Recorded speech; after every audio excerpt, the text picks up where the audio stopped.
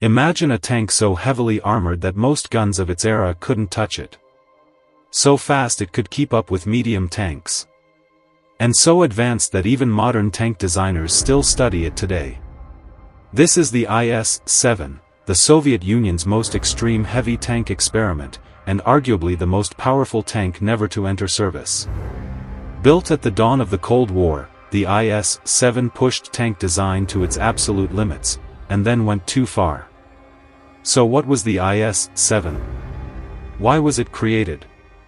And why did a tank this powerful never roll into battle? Let's find out.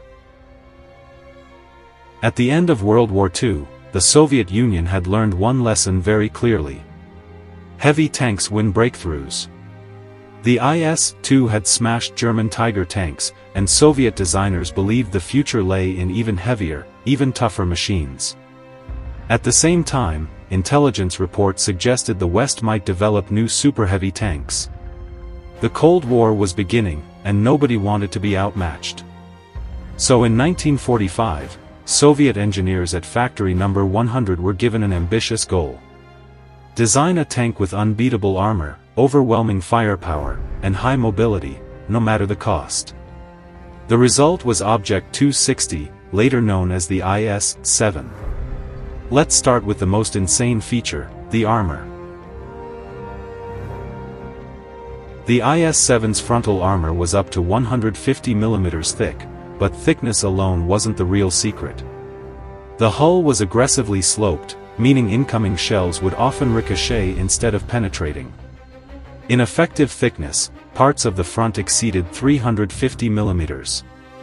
During testing, Soviet engineers fired German 128 mm guns, Soviet 122 mm guns, even experimental high-velocity weapons.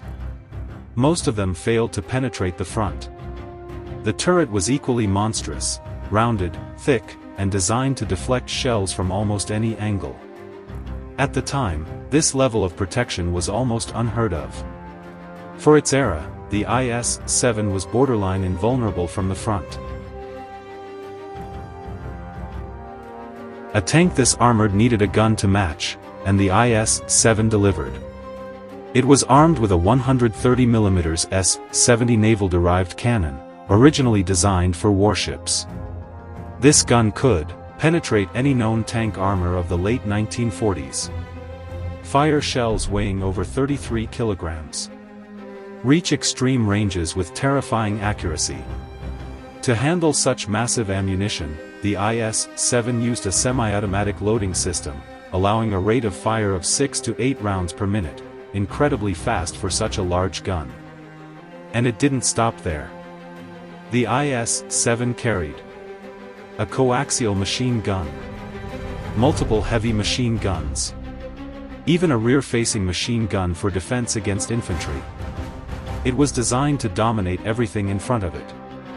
Here's where the IS-7 becomes truly ridiculous. Despite weighing around 68 tons, it could reach speeds of 60 km per hour, or about 37 miles per hour. That's faster than many medium tanks of the time. This was possible thanks to a massive 1,050 horsepower diesel engine, advanced suspension, wide tracks that improve traction. In tests, the IS-7 could accelerate quickly, cross rough terrain smoothly, keep pace with much lighter vehicles. On paper, it had the armor of a fortress, the gun of a battleship, and the speed of a racer. So, what went wrong? For all its strengths, the IS-7 had serious issues. First, complexity. The tank was incredibly difficult to manufacture. Its advanced armor shaping, massive gun, and powerful engine pushed Soviet industry to the limit. Second, logistics. The IS-7 was too heavy for many bridges, difficult to transport by rail, extremely fuel-hungry.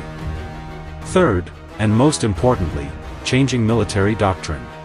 By the late 1940s, the Soviet Union realized that Nuclear weapons were changing warfare. Mobility and numbers mattered more than super-heavy armor.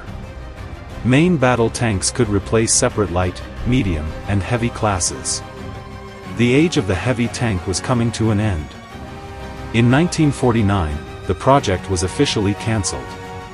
Only a few prototypes were ever built. The IS-7 never fired a shot in combat, but its legacy lives on. Its ideas influenced later Soviet armor layouts, sloped armor designs, heavy firepower integration in future tanks. Today, one surviving IS-7 sits in the Kubinka Tank Museum, a reminder of a moment when engineers asked, "What if we build the most powerful tank possible, and worry about the consequences later?" The IS-7 wasn't just a tank. It was the final boss of heavy tank design. And maybe, that's exactly why it never entered service.